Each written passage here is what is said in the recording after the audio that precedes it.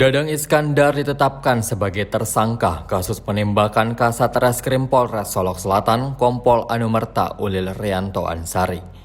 Ia juga diberhentikan dengan tidak hormat sebagai Kabak OPS Polres Solok Selatan. Tindakannya yang menembak Ulil mengejutkan banyak anggota polisi, khususnya di Mapolres Solok Selatan. Kapolda Sumatera Barat Irjen Pol Suharyono mengatakan Dadang dikenal sebagai sosok penghibur dalam setiap acara yang digelar Polres. Bahkan sosoknya diketahui baik-baik saja selama ini.